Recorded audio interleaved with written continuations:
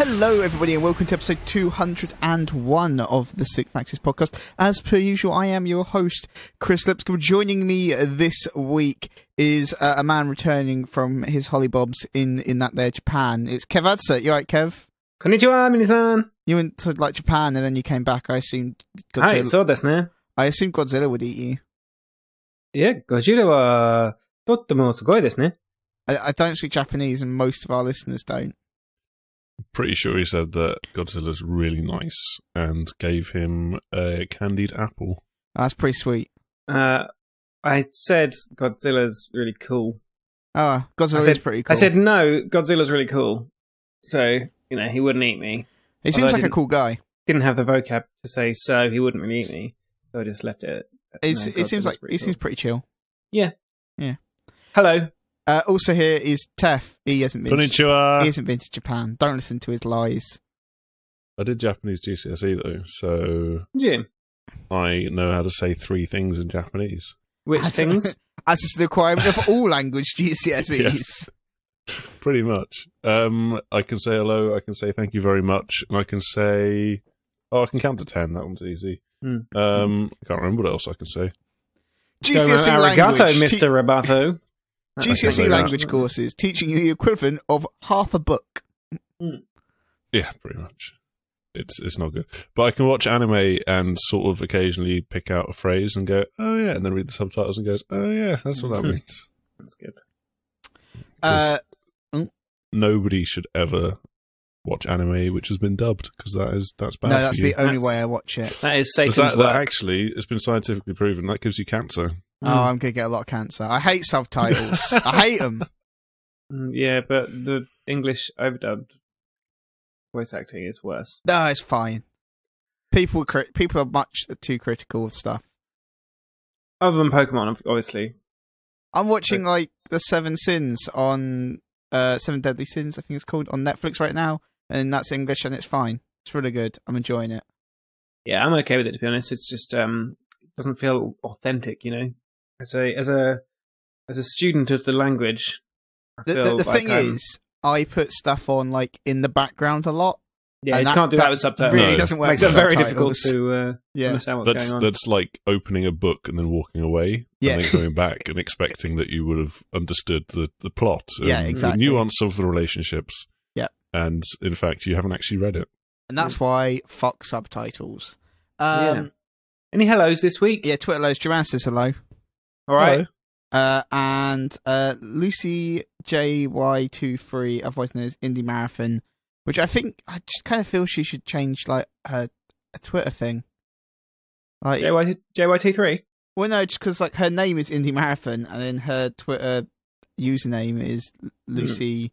But maybe her real name is JY23. Indie, surname Marathon. Then that's just an odd choice of username. And also Mr. Bell Teacher says hello. Hello to you all. Time for the news. I got that.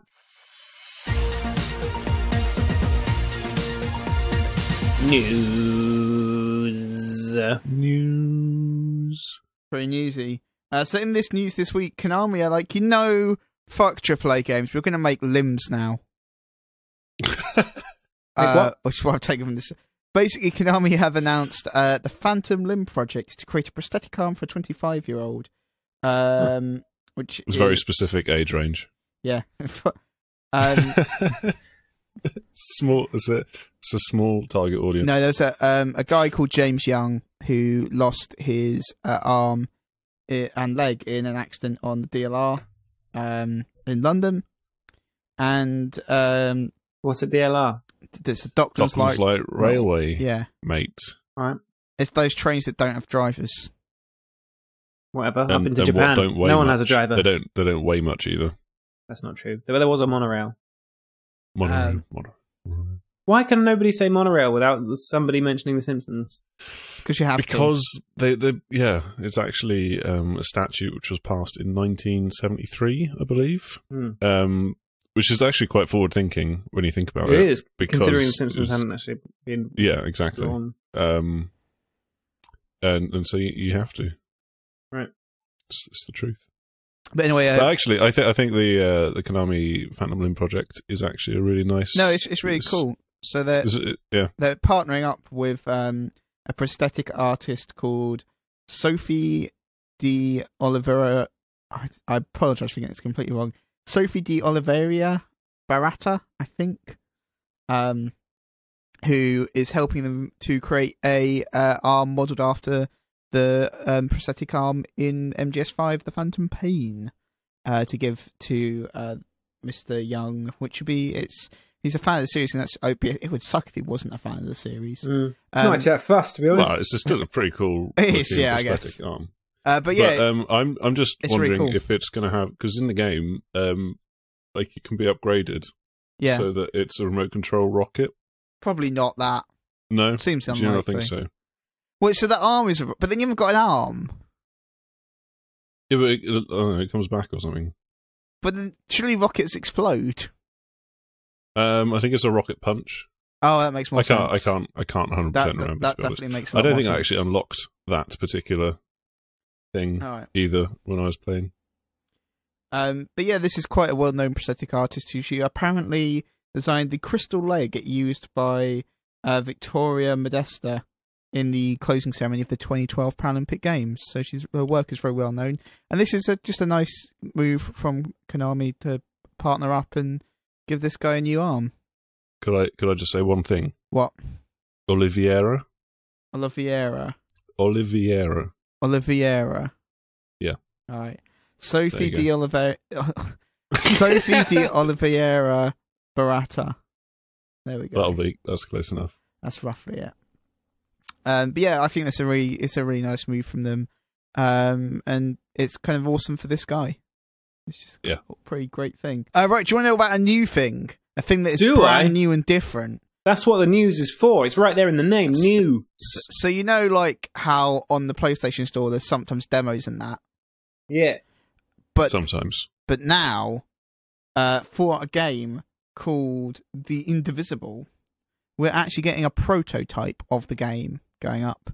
It'll be a free prototype of the game, and it's to kind of help them with their crowdfunding campaign that's currently running on Indiegogo, where they're hoping to reach $1.5 million of funding. That's quite a lot of funding. Yeah. But this is basically, they say it's the first tutorial dungeon from a completed game. The general sense of how it plays is there, but right now only the most fundamental mechanics have been introduced. Yeah, so this is an interesting move and not something we've seen before on consoles, where it's an actual prototype. Yeah, I'm not happy with it. No, why? Just seems lazy, doesn't it? Getting other people to do all your... Why does this seem lazy? Just like it's not normal, is it? This is the most curmudgeonly that I've so ever heard you be, Kev. See, normally, right? You would. It's free, right? This prototype's free. Yeah. So that is a good thing. But what it means, no, I can't spin it into a negative. It's fine. So basically, you had no objection to this at all? Nah. No, it's fine, really. All right, fine. It's just not normal, is it? It's a bit out of the ordinary. People don't like change. That's a good thing. Is it though? I don't know. Sometimes things should be different. But where will it end, Chris? Where will it end? Probably like here. In like a year's time, yeah. There might be. They're just going to be. What they're going to be doing is they're going to be putting free like game pitches on PlayStation Store, yeah. And then where is it going to go? That seems pretty. They're not even going to be game pitches. They're just going to be like tweets about, I might make a game. That's it, and you're just going to download that for free, yeah. Oh, yeah. great! And I've got this brilliant free new concept. Yeah, exactly. But not even that. Not even the concept. Just that someone's had the concept. That's what you're going to get. The information that somebody has thought of an idea for a game. Yeah. So basically VG 24/7 then. Exactly. But on your PlayStation. Burn. Yeah. Sick VG 24/7 burns. I don't know why I'm going for a tough Cub would be curmudgeonly appreciative. act today. Tough Cub will probably be listening to this. Like, I don't know, where does he listen to the podcast? He does listen to the podcast. Doesn't he? Oh, okay. No, he does. He loves it. Oh, yeah, no, but where does he? Oh, like on the tube, I think. Yeah. He's just slid off his chair onto the floor. Yeah, because of my sick burn. Like, his legs just went, and he's on the floor. Yep. Rolling around laughing. But this is really if cool. If I know Tough Cub, that's what's happened. That's definitely what happened. This is really cool, though. I'm very much in favour of this. And I think it's also awesome that, like, the like Kickstarter and Indiegogo campaigns that actually are like, look, here's an early version of the game you can play. They always seem much more like, I haven't got actual figures on it, but they just seem more reliable because they're like, look, here we have some of the game. We just need funding to like build it out and get more assets, etc. You look at Destiny versus that driving one that didn't. Drive Club? Drive Club. Destiny versus Drive Club sounds like the strangest fighting game. Where is this going?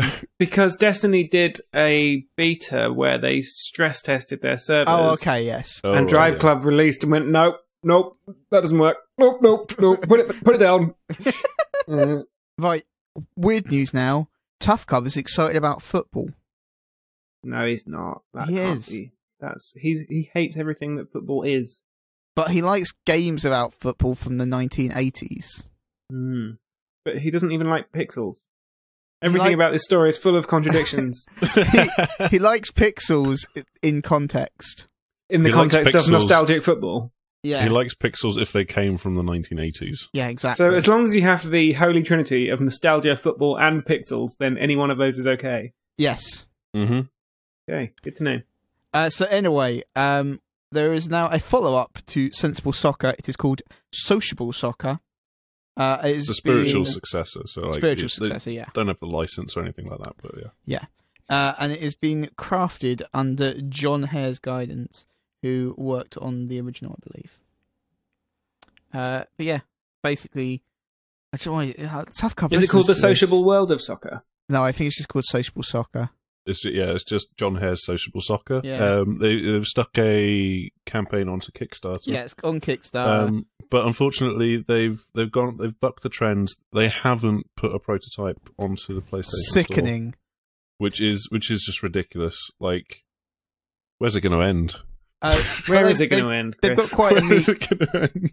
They've got quite a meager target, hoping to reach They've got an Amiga target. Quite a meager target.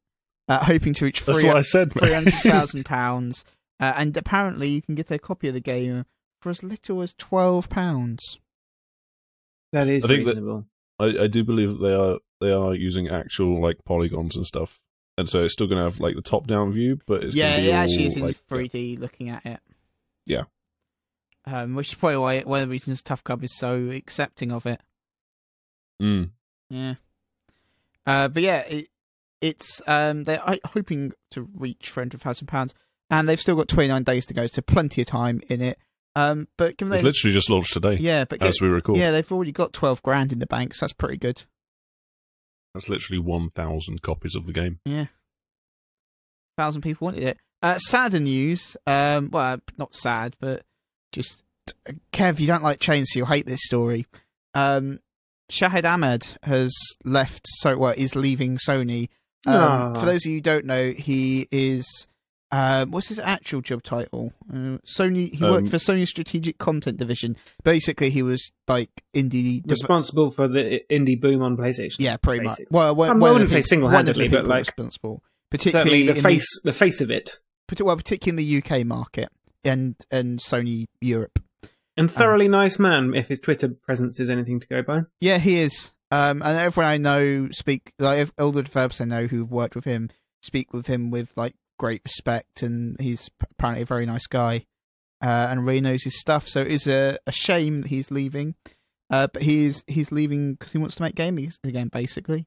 He said he stopped being a developer around a quarter of a century ago, and there have been so many changes since then, most of the exciting ones happening in the last few years. I want to be part of that. It's simple. The team at PlayStation, while sad to see me go, completely understands my desire. I'm privileged to enjoy their support. He also says there's no plans to change anything in the way that Sony's strategic content works. So, although one of the leaders will be leaving, hopefully Sony will continue to support games in the strong way they have been, really this generation. Be quite funny if in like 2 months' time, Sony just no more indie games. All comes clattering down. It's just that's it. It's done. He's like, nah, fuck. They just go, fuck it. Shahid's not here. Don't care anymore. Or if they hired Tough Cub and it was just no pixels. That's it. Get rid of it. It'll be great. It would change the indie scene. Put Tough Cub in charge. It really would. Tough Cub in charge of the indie scene. Yeah. And by change, I mean there would be memberships revoked left, right, and centre. It would be ridiculous. He'd be destroying the indie scene, just burning it to the ground. This news has been very Tough Cub heavy today. Yeah. Anyway, it's time for what we did.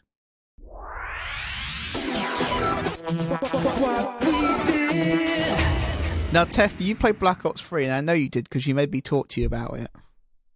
No, I didn't. You've been having these lucid dreams again, Chris. Oh, damn. Where will... There's video evidence of this. Yeah, no, there is actually video evidence. It's true. You made me talk to you 3 times. Very weird. 3 times. Yeah, that was true. So Black Ops 3, I was at the review event prior to release. The game came out last week, and now that's going to be the week before last, as you're listening to this. And yeah, what's interesting is that it's now the 3rd year with the 3rd different studio on the new generation, because they switched to that 3-year process, and it's really quite interesting to see how different the approach each studio has taken is. Oh, right. So Infinity Ward, they actually kind of got the short straw in that they only had the 2 years to develop their game, and so they came out with probably the most conventional of the 3 Call of Duty games with Ghosts. Then Sledgehammer Games, they were in charge for Advanced Warfare, but they were the first team to have 3 years in charge. And that really showed, because it completely changed everything. They got like huge big name actors like Kevin Spacey, and they put together a really solid script, and obviously they had the jetpacks. And for Black Ops. Yeah. Good old jetpacks. And it's Treyarch's turn now, and they've had 3 years since Black Ops 2. And what's the big differentiator here is that they've got co-op all the way through the game. And I talked to you about this before, obviously, and it was a lot of fun playing it at the review event. But I've dipped back in. I played a bit of the co-op campaign again at home with that Blair Inglis and some of the Scottish lads who are on TSA. That's definitely not how you pronounce his surname. His surname is unpronounceable. Inglis? It changes every time I ask him. Is it Ingalls? I don't know. No one knows. He's very mysterious, Blair. I think someone's after him. That's why he likes to keep it on the down low. Could actually just pick a different name then. Like an actual alias? No one... who says his real name's Blair? Well, then at least come up with a solid... And his real name's Jeff. It's actually Jeff Goldblum. Yeah. In disguise. Fact. It's a very good disguise. It is. Because the disguise involves him method acting as a much shorter Scottish man. Yeah. It's fabulous. It's very good. Very convincing. It's a very talented actor, Jeff Goldblum. He is. So I've been playing through it with them, and like it's quite funny just how much less sense the game makes when you're playing it in co-op. I think this would have been very much true of Advanced Warfare, which is, to my mind, a lot of people's mind, that's the best of the 3 in terms of the story campaign. And it's like the most coherent, it's got the most consistent performances, and like Kevin Spacey puts in a really good shift there in that game. And this game, it just doesn't match up to that. especially not when you put the story, which is, because again, as we talked about before, like it can be really quite difficult to follow it at times, and it sort of encourages you. It doesn't give you the whole story, and it sort of encourages you to go and look into the computer and all of the backstory files a bit. But it's so very easy to miss stuff when you're playing co-op because it's just nonsense, constant nonsense. I do find it very interesting that they're moving into this kind of world building thing, but they also refuse to build one consistent world between all of their various series. Well, yeah, but I mean that helps to keep the franchise fresh. You get the brand identity, yeah. Yeah, you've got the brand, but it keeps the franchise as a whole fresh. It's not because I mean that's part of why, when you think about it, that's part of why Assassin's Creed is constantly hopping between one setting and another and different characters and stuff, because it means that each year, you've got someone new to look forward to. I think, on the other hand, that does show that Ezio from Assassin's Creed 2, he was really the only character that had the longevity to stick it out across 3 games. Yeah, exactly. Because it was early enough, the series was fresh enough, and all of this. So he's the only real character that's been able to sustain the 3 games that were asked of him, and everybody else since then, they've kind of been like pale imitations, or they haven't been interesting, or whatever. And yeah, and so I mean, but then even within that, Black Ops 3's got completely different characters and stuff like this. It's basically not really related to Black Ops 2 in any way.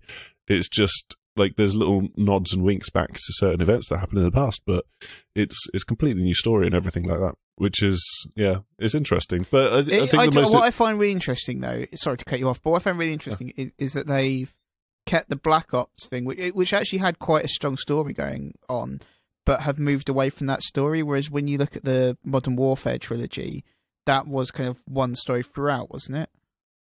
Yeah, that was, yeah.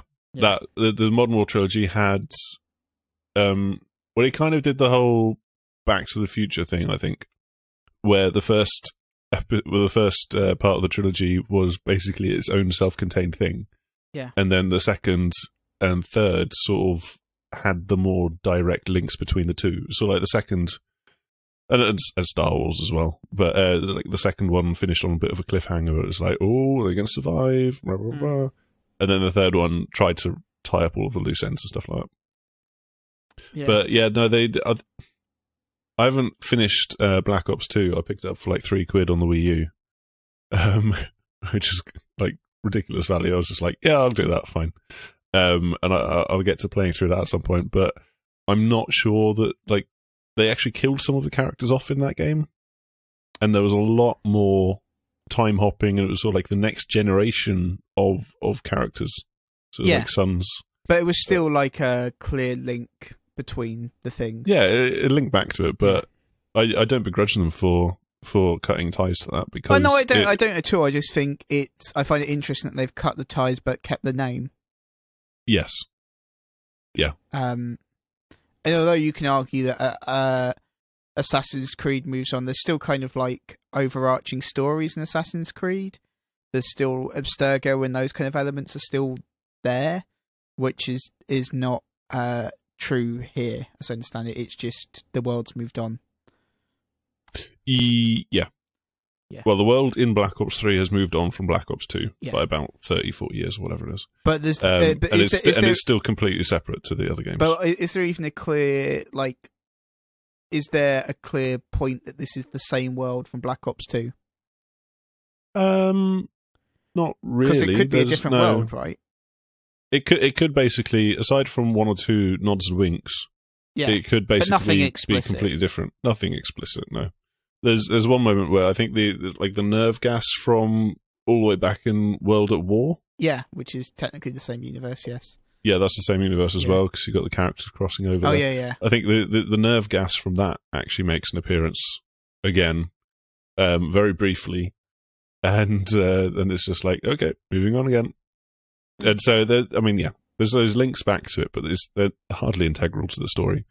And it's, I don't know. As I said, I think it's almost a good thing that the story isn't as integral to the experience this time around, because like you're just having fun in co-op. There is a story there, like you can play through it and it's enjoyable, but it's going to get lost when you're playing in co-op. But obviously, like I haven't touched zombies mode since I've got it at home, but I have played a fair amount of online, and that's unusual because I don't really go for Call of Duty online. But I've actually been having a fairly good time with it. I really like the specialists, which you can play as, and I finally unlocked like certain skins, and I finally leveled up to the point where I can unlock different characters and things, and so I've got different abilities. But I've actually been doing relatively well with the guns that I've picked, and I've unlocked, and I've got back to the super quick rate of fire sniper rifle, which I liked before. Oh yeah, we talked about that when we did on the review things. Yeah, like I'm not dominating, but it's like my go-to gun. It's a lot of fun. And I've actually this is the first time in a long time where I've gone into the settings. I've switched it back to the shoulder buttons to aim and fire. Oh, that's interesting. As opposed to the triggers, because there's there's not enough dead zone on the trigger with this gun, okay, and so I have to, in order to fire again, I have to completely let go of the trigger. So I'll switch back to those to switch back to the shoulder button, so I can go and get the really high rate of fire as high as it possibly can without missing any, which helps always. Excellent. Well, I haven't played Call of Duty for a little while. Do you think Black Ops 3 is a good point to come back in? If you're focusing on the story, I'd say Advanced Warfare. Okay. I've heard that the story has a bad ending in Advanced Warfare, though. It's not bad. It's just accepting of the facts of development and actor availability. That's completely fucking spoilt it. Sorry. It's just. So you're saying they kill Kevin Spacey off? Yeah, we should cut this out. We can't afford Kevin Spacey again, so we killed his character. Basically, yeah. You should probably cut that bit out. I will cut that bit out. Yeah. But so you would say come back in Advanced Warfare over this. But I've played the multiplayer. The multiplayer feels really good. Like I hate Advanced multiplayer. Warfare? No, in Black Ops 3. I normally hate multiplayer, but the multiplayer here actually feels really nice. Yeah, I think like the general consensus seems maybe that the multiplayer in, I don't know, there's so many, because the games are so very similar in like the movement style, like there's so much give and take. It's like I think that the maps in Advanced Warfare were a bit better, but the movement in Black Ops 3 is a bit more flexible, and I think like the specialists and some of the guns and some of that is more enjoyable for me. But then the story in Advanced Warfare is better, but then you've got the co-op in Black Ops 3, and so they've pushed in the same direction, and yet there's so much give and take between the two, and it helps to like keep them different, but at the same time they always still feel like a Call of Duty game, or this new modern like jetpack or double jump fueled Call of Duty game. Yeah, that's I do like the double jumpiness. But I like one of the things I really enjoyed was actually the what they called. We were talking about this today because we keep getting mixed up. Specialist? Is it specialist in this one? The characters, specialists. Yeah. I really like the specialists and the way they kind of make it not necessarily. It's not class based, but they're edging towards that with it, and it kind of gives you a bit of differentiation beyond the kind of standard character customization. Yeah, I think that's one of the neater tricks, is that you've got these special abilities, and what's nice is that they work separately from the like kill streaks and score streaks. Yeah. So I can never get the score streaks, but each time you play, you always will get the specialist ability. Yeah, but I think it's really at least once. I think it's really smart that they aren't making it like fully fledged class based multiplayer.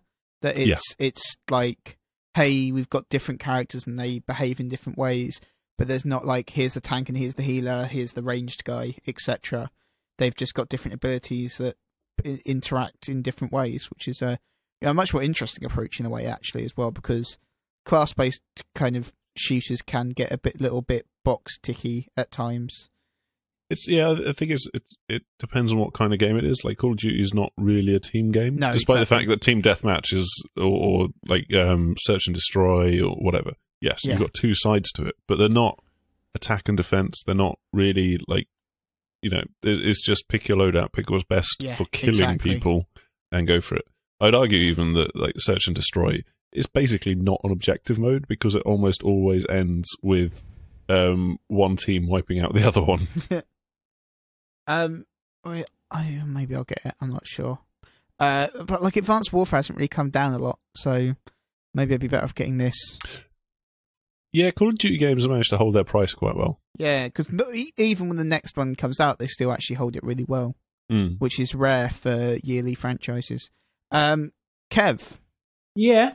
You played a bit of Broken Age on Vita, which is an old game, really. But yeah, it is. Sorry about that. I don't have anything new to talk about. Tell us about Japan. I could tell you about Japan if you like. That might be more interesting than Broken Age. Do a bit of both. In what way was playing Broken Age like visiting Japan? It was the way that I used my time on a 7-hour flight. Oh, that actually interconnects better than I was expecting. I thought I'd put you on the spot there, and you were like, "No, Chris, I've got an answer." Yeah. I ran my Vita's battery to the ground on flight over. We flew using Turkish Airlines from Gatwick to Narita Airport in Tokyo, which might seem like an unusual choice of airline. Turkish Air, but their prices were vastly improved over like anybody else's, and meant that we got to see wonderful Istanbul airport for a couple of hours. I love wonderful Istanbul airport. Japan's crazy. Have you ever been there? Nah, it's far away. No, It's it's crazy. really far away. It's like a planet. It is very far away. It's you're absolutely accurate to say that. There is a planet in the way. It's insane. It's like nothing that we know to be true is true there, and except for like gravity and stuff. I was gonna say you still like breathe the air and eat food and stuff. So it's not quite a whole new world, but it's different food, Chris. It is different food, and you eat with just pieces of wood, not fashioned into tools. I hear there's like a McDonald's there, so it's basically the same. Yeah, that is true, but I didn't go to McDonald's there, so I can't vouch for how similar it is, but I could guess that it's not as similar as you might expect. We had some Western-style food that was definitely a Japanese take. It's like somebody's described in Japanese to a Japanese chef what Western food is, and they've gone, "Yeah, I think I know," and just done their best without ever having actually seen it. All right, what did you have? For example, we had... Did you say it was fish and chips? No, we had like a blue cheese pizza with a honey sauce. That was some Western style food. It was kind of gross. I'm not really a big fan of blue cheese, but I tended to. We tried to eat Japanese food most of the time. We did go to try and find a Mexican restaurant called Hermanos. And a native Japanese person tried to help us find our destination, but we just ended up at a men's only club called Hermanos, which was not open to the likes of tourists. So yeah, didn't go there in the end. But yeah, so Tokyo. I went to Tokyo. Have you heard of that? That's a big city there. Is it a place or a thing? It's a capital city that they have there. Okay. They've got like a red Eiffel Tower. They do. It's called the Tokyo Tower. It's red and white stripes. It's a rip-off. It was very much inspired by. It was previously Tokyo's tallest building until they invented the Tokyo Skytree, which was just until the one in Dubai opened up, the tallest building in the world. Does the Tokyo Skytree look like a tree? No, it looks like a big building. No, it's like a tower more than a building. It's tough to distinguishing one from the other, really. But It's very tall. I can give you that. We went to go up it, and then we got up to like the, I don't know, 11th floor or something, where the reception desk is. You have to go up quite a lot just to get to the entrance. And then they were like, "No, it's closed." And I was like, "Oh, can you put that at the bottom of the entire structure? That would have helped." I wouldn't have climbed up 11. Well, to be fair, they have like escalators, but is the wind. The wind was too high to have the tower open for visitors, which I thought seemed ridiculous. They can survive earthquakes. A little bit of wind isn't going to go, toppling it down. So, God, yeah, I mean, this isn't a travel podcast, so I'm not going to, spell out my entire I thought we were itinerary. just a really bad travel podcast.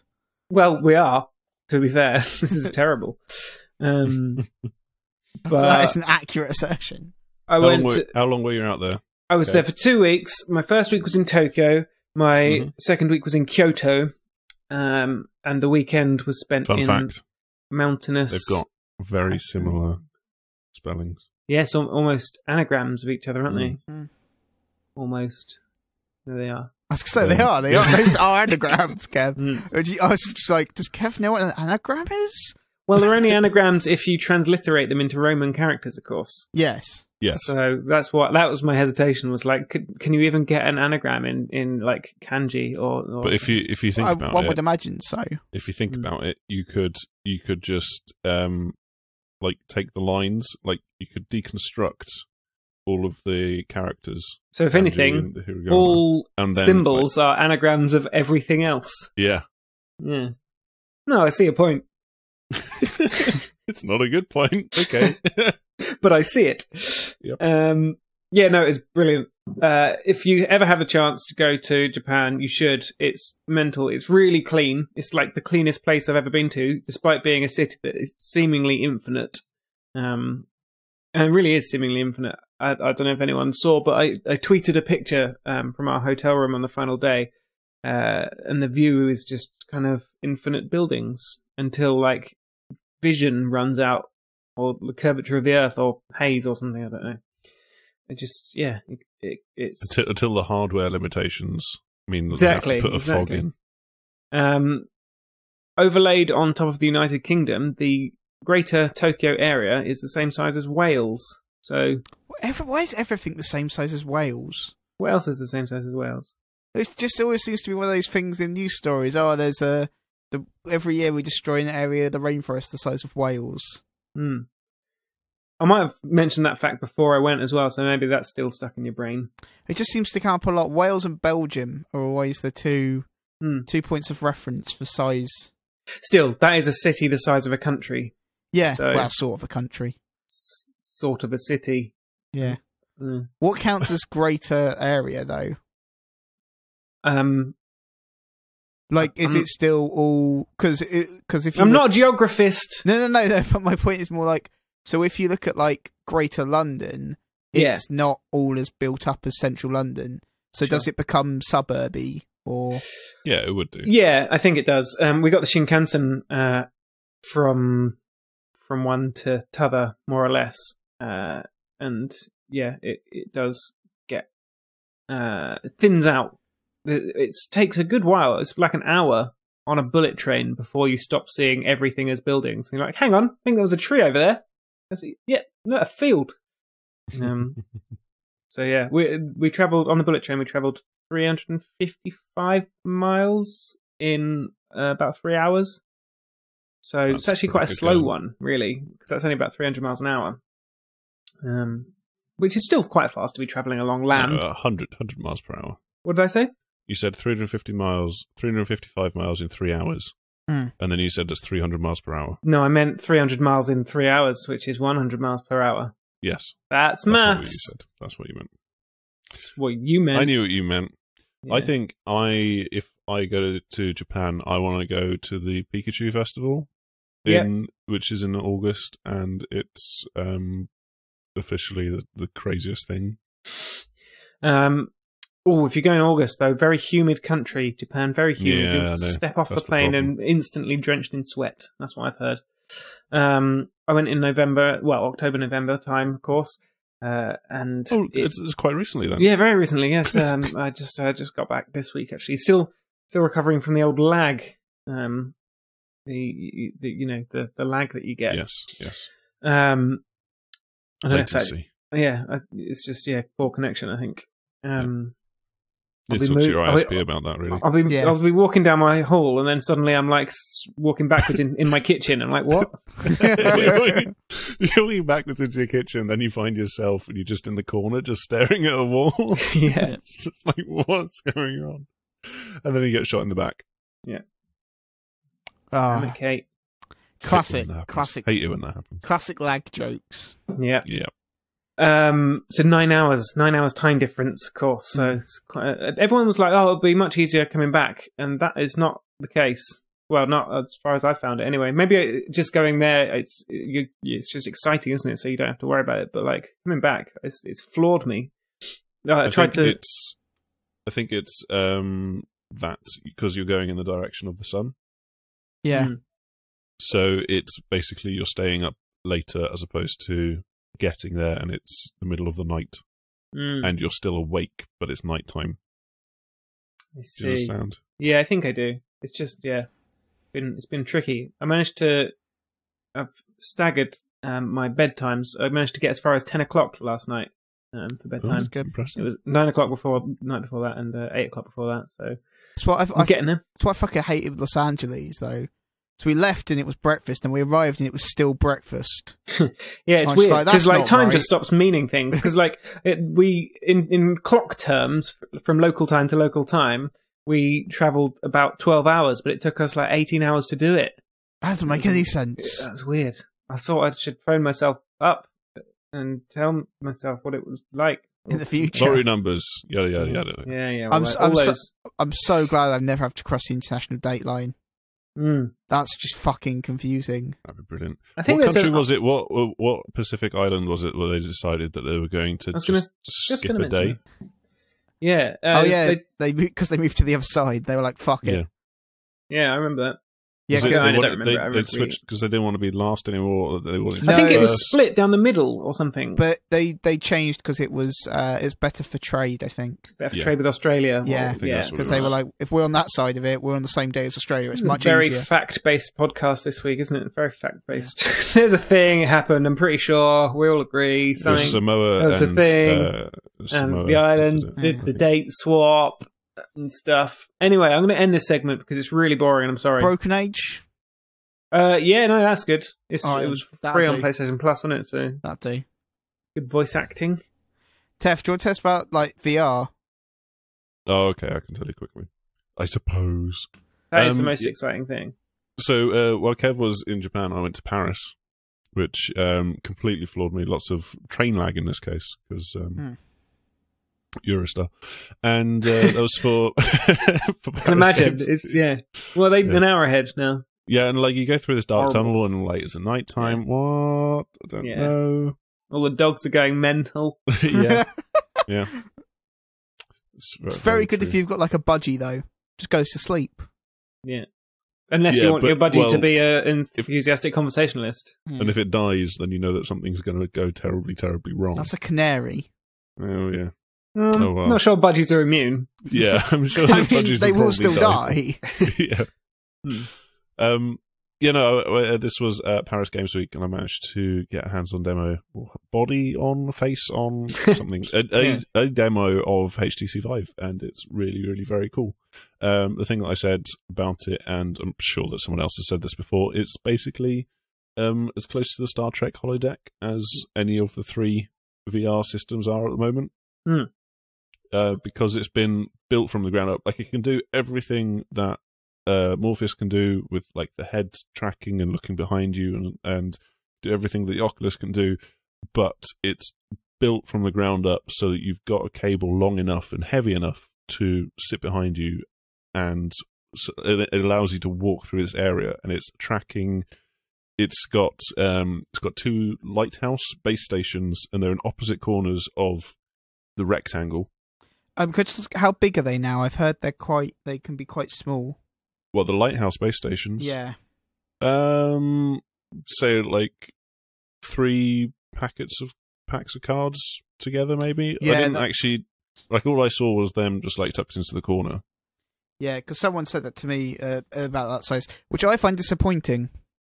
I want them to be like, like in Star Trek: The Next Generation, where they have like the teleport booster things that come on a big tripod. That's what I fucking want. One of those. I want a huge thing that goes in the corner. You could set that up. Yeah, I don't know why. You could just I don't know like why I want that. It's hugely impractical. Get like a really tall microphone stand or something. Yeah, and stick it on the top of that. It's perfect. Yeah. I don't know why I want that. It's not a good idea. It just seems like it would be cooler. I guess. But, I mean, the only thing that these two things do is pump out laser beams, like infrared, I assume, so that you can't see them. I was going to say, it'd be weird if it's just covered in laser light constantly. It's just a freaking rave. But then you put the headset on and you're not in a rave anymore. Oh. And that's why it's virtual reality. You can achieve the same effect with a simple blindfold. Just wrap a tie around your head. It's very convincing. You just think that you're in a dark room. You don't have to be in a dark room, though, I don't think. But what's clever about them is that these are pumping out the laser beams, and those are then picked up by the sensors on the headset, and also on the top of the two Steam VR controllers. And these are quite strange looking. They've got a couple of different buttons on them. We've got like a grip button, which is sort of like two bits to depress on either side of it. I think you've got a trigger. You've got two circular touch pads which are clickable, and then at the top of them they've got the little camera array to detect the light so that they can figure out where they are in space around you. And the whole system is very well and very cleverly put together. And I'm told that it can scale down to, what did he say? I interviewed, this was then on a separate occasion, I interviewed JB McRee, who is one of the public faces of the Vive at the moment, and is on like the PR side of things, marketing and PR side of things. And he said that you can go down to the size of 2 yoga mats. To which my instant response was, well, is someone working on like a yoga simulator? Which would be a very strange thing. It doesn't really feel like it needs simulating. No. Do but yoga. Like yoga I guess on you could be on a mountain or something. That would be, That's the kind of thing that I meant. But then he said no, that he just uses that as an example for like how much space it takes up, because you know roughly how big a yoga mat is. It's like, I don't know, 1.5 meters or so. Mm-hmm. Oh, yeah, 1.5 to 2 meters, something like that. So that's squared, as opposed to like 5 meters squared, which is the biggest that it can go up to. I think it's 15 feet technically. And yeah, so it scales down to that, and it's a very cleverly done system. So you have the extra ability to walk around in the area and like lean in and look at things in particular. And it goes well beyond like what the PlayStation 4 and Morpheus can do with the camera at the front, and the Oculus as well. They've got the camera at the front now, because that it's just a cone from that camera point of tracking you. So you've just got this whole space, and you can turn around completely, and it'll keep tracking you, and all of this, and it's very cleverly done. And the two main demos, like there was like a tech demo. The two main demos that I played were Job Simulator, which is set in the year 2050 when robots have become so hyper effective that you don't basically need humans in the workplace anymore. And so JobBot is simulating work for humans without actually understanding what work is, what jobs are. So you get to the office, and it's just stupid stuff where like, oh, you have to use, and there's like a computer within this world which you can use with a mouse and like a couple of rudimentary buttons, because obviously you're not going to be typing on it. And like you throw paper airplanes, and then you get a different task, and it might be to like photocopy the stapler, so you've got a second stapler, not understanding how a photocopier works. So you come out, you got a second stapler. Fantastic. Or a stapler. Yeah, exactly. And what was the other thing that he had me do? He had me like pull out a file from the cabinet and fire someone, but I was just indiscriminately pulling out the files, and so I was firing the robots, that like the CEO robot of this fake made up company. It's just such stupid humor. But the one thing that I really enjoyed about it, and the one moment for me that was very interesting was that I had to lean down to turn the computer on underneath the desk, and so there's a big button on there. And I can't remember what it was. I think I wanted to look to see if I needed to plug it into a power socket underneath the desk as well, because there's a little bit where you have to plug into the power socket. And I put my hand out to lean on the table, and the PR guy that was watching me and like explaining what I needed to do, point out chipping in was like, "There's not a table."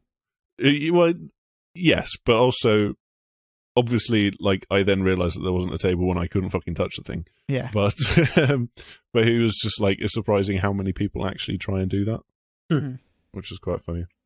Did he just let you? I hope he just lets people crumple onto the ground.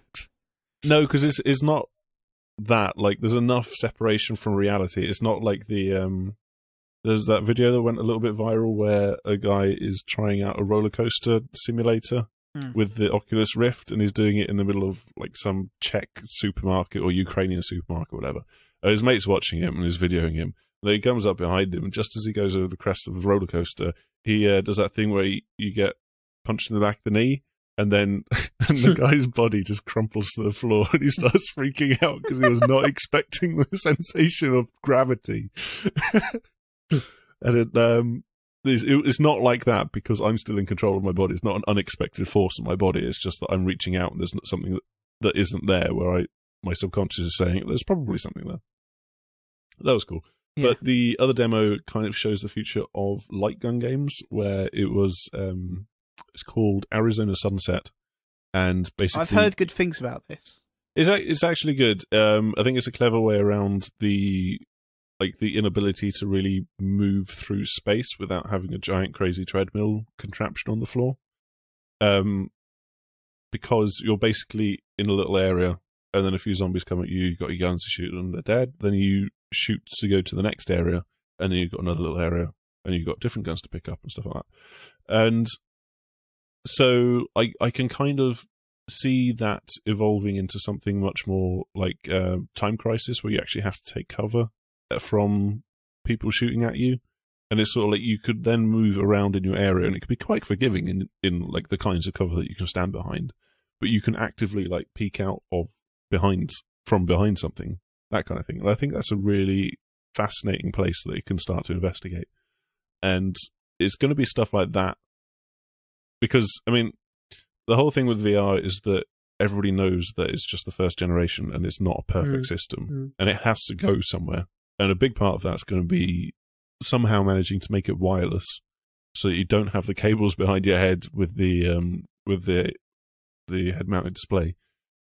And from that point, then it's like, well, now I'm properly in this space, and I'm not tethered down or anything like that. And so it's the Vive which is showing really it's almost showing like the 1.5 generation step. Yeah, I find. And so it's going to be fascinating to see how Sony in particular, because theirs is going to be the most mass market product, how they are able to like iterate and build upon what the PlayStation VR is going to be able to do. And it's going to be fascinating to see if they even do so in this generation. It could be that they wait 3 or 4 years until it's time to start talking about PlayStation 5. Yeah. And then do a new version of it. And so that's the most likely, in my opinion, given kind of the expected price point. I think they'd be hard pressed to push out another version.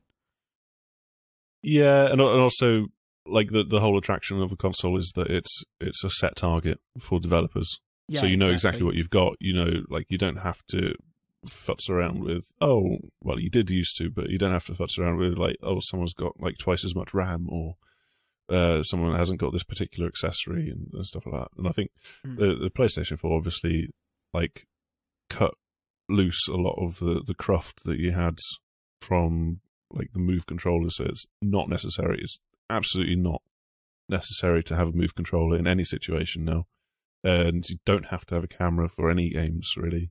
And so yeah, from Sony's point of view, that's I think they're probably going to do that. But Oculus and Vive, they can like push more innovation and more iteration of the hardware and push it into a new, more advanced place because it is much more enthusiast. So we'll see.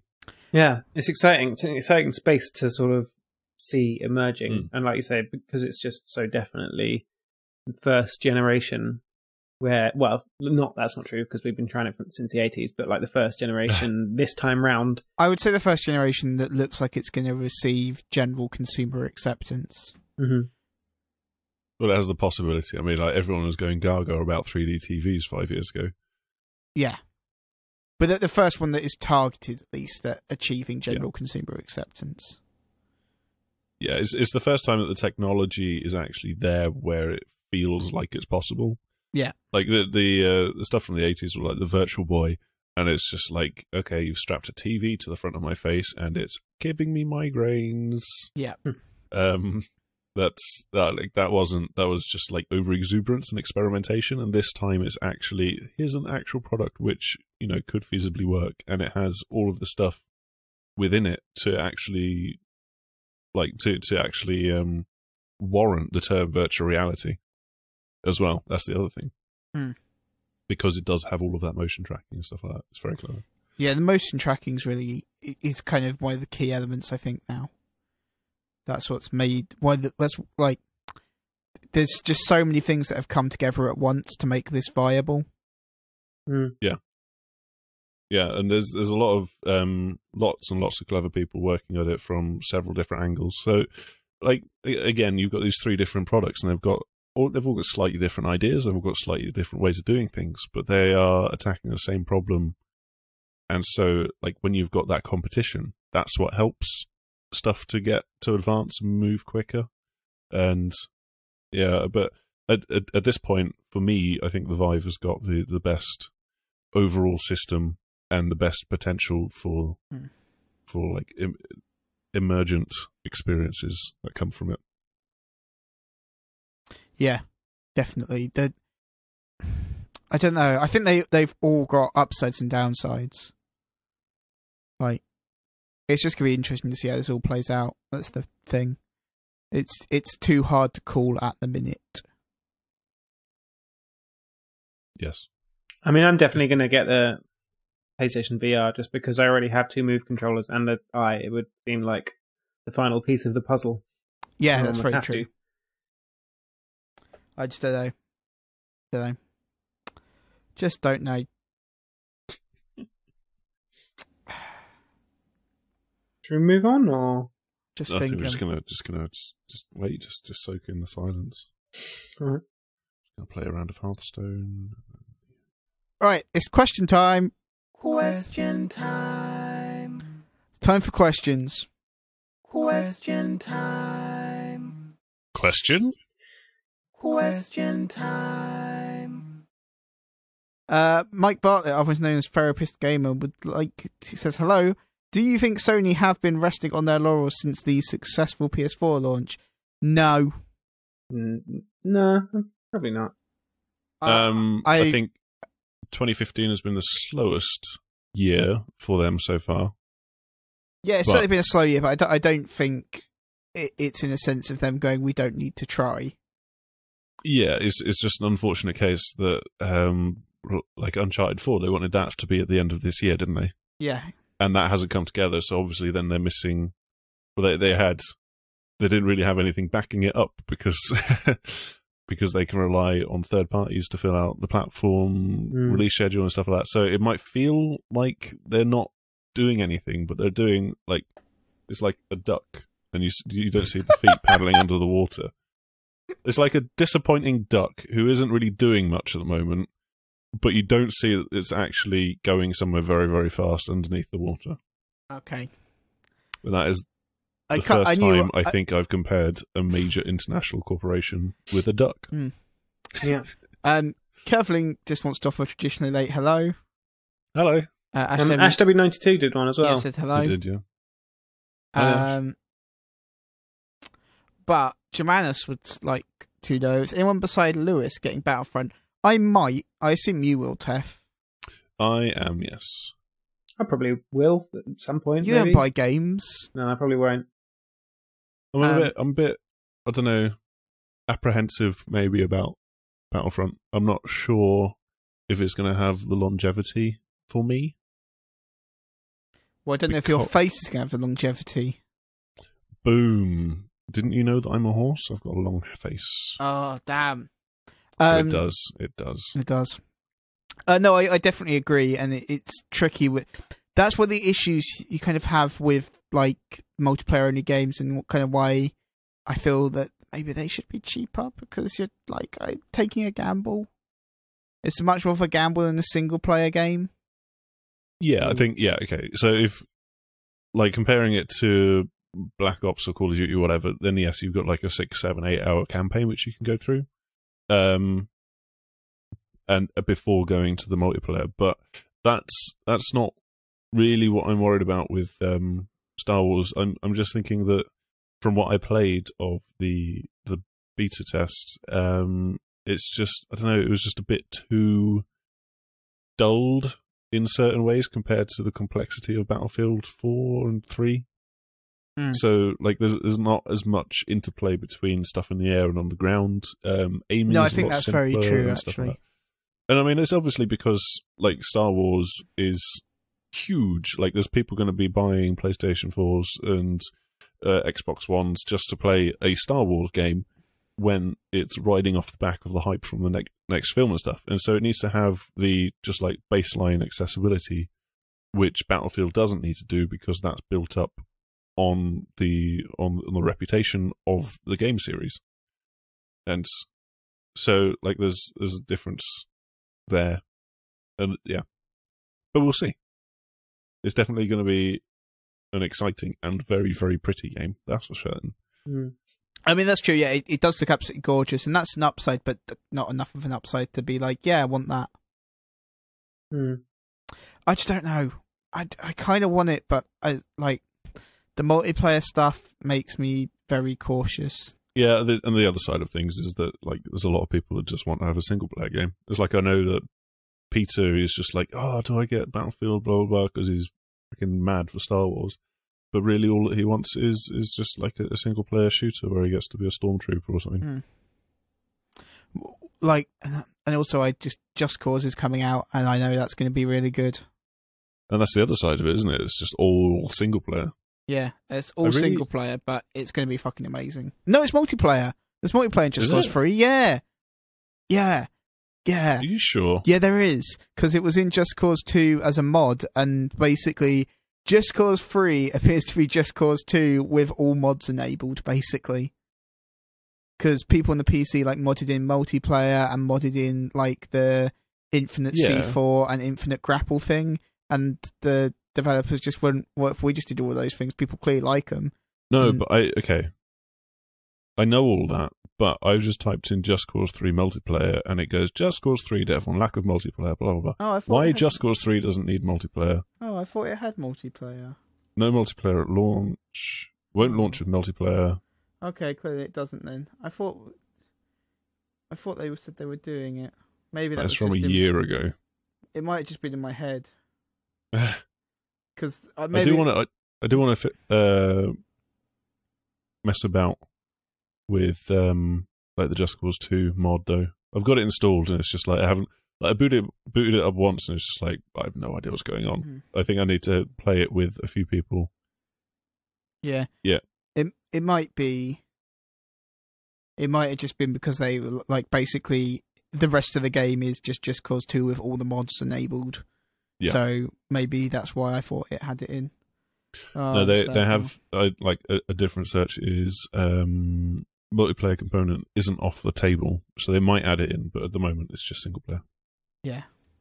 Sorry to disappoint you, Chris. I know it is disappointing because it seems to do well in like GTA 5 and stuff. People like it there. Yeah, no, people love it in GTA 5. And it's a very similar game. But with grappling hooks. Yeah. Lots and lots of grappling hooks. Well, I do wonder as well if it might just break the physics engine a bit. We'll see. I mean, from what I've seen of it, it seems to be pretty damn solid. Oh, like, yeah, but that's with like one person blowing stuff up. If you if you have like 16 people blowing stuff up, they might have to limit the number of tethers that you can put down. Yeah. That would be hard. Maybe. Yeah. Oh, I do like that you can tether just like the infinite tether thing and infinite C4 that it now has. I believe it does have those. And that's fucking, it's going to be crazy. Well, the main thing I just want them to change is get rid of ridiculously long loading times for the black market that was in Just Cause 2. Do you remember that? No, I don't. Whenever you wanted to get like a car or something, it was like 2 animations with load screens. It was like 2 cutscene animation things, and you're just like, I just want the car. Jesus. Someone's probably modded that out, and yeah, I'm pretty sure that I think you just basically summon stuff and it gets airdropped in for you. Great, because that was what happened in the old one. Was like you summon stuff, but there was like a helicopter arrived, and then it was like, all right, now I have to select the thing. Cool, and then it was like, here's a cutscene of it dropping the thing off. You're like, oh, I just want the thing. Yeah, no, they'll have smoothed those kinks out definitely. Yeah. Especially with like so much more RAM and all this stuff, they can hold a lot more in the memory and do stuff much more smoothly, I'm sure. Basically, I just want Just Cause 3. Give me that. I'm not very interested in anything else. Do you want to review it, Chris? You can cut this bit out. No. No? It's Okay. too big for me to review. Fair enough. Look how long it's taken me to do WWE. And Kingdom. And Kingdom. I was going to write Kingdom, and then I got really busy at work. Yeah, you did. That's fine. So it worked till like 9 o'clock. It wasn't fun. Oh, I did write AI, though, so that was all right. All right, that's going to do it for this week, I think. I think that's all the questions we had. Oh, wait, yeah, no. So, Indie Marathon, Lucy JY23 says, congratulations, episode 200 last week. The Dappy quote had me in the stitches. Is a good quote. What was the Dappy quote? I can't remember it. That we talk about Dappy for some reason on an old podcast, and it's just Lewis saying he wants to blind him. Wow, okay. It's a bit brutal, a bit harsh. Yeah. And finally, Mr. Bell Teacher, you win the prize. Yay! Congratulations! He says, "Hi everyone." Firstly, he says, "Has war changed?" Yes, war has changed. Yeah. No, it's changed. Well, like compared to when? Well, I just personally agree with Snake. I think it. Yeah, and it's definitely changed since like Napoleon's times and World War II and Vietnam and all of those wars up until about 5 years. Battle of Hastings, pretty different, wasn't it? Yeah. So Fallout Guy is wrong. Snake is right. Yeah. Yeah. Pretty much. But also, Mr. Bell Teacher, being the only person to enter, wins because he says the first episode of the podcast was on the 17th of January 2011, which is correct. Well, there you go. That feels like a very long time ago. It was a very long time ago. So he wins the prize, which is a copy of White Chicks. Yay! Congratulations! I hope you enjoyed the film. Let me know your address or whatever, and I'll send it to you. Yeah. Right. Should we end this? Yeah. It's been an energy full. I'm hungry and tired. Leave me alone. Yeah, same. No, I mean not the hungry part, but the tired part for sure. So this has been episode 201 of the TheSixthAxis podcast. If you'd like to get previous episodes, you can go to TheSixthAxis.com or go to YouTube or iTunes or Stitcher. If you'd like to get hold of us, you can tweet us on Twitter as @TSA Podcast. Leave us a comment on TheSixthAxis.com. If you'd like to get hold of us personally, you can tweet me at HalPro. It's HALB Pro. You can tweet Kev at KevJohn400, and you can tweet Tef at Teflon. But for now, that's going to wrap it up. So say goodbye. Wrap it up, everybody. Goodbye. Bye. Goodbye. The Sixth Axis Podcast.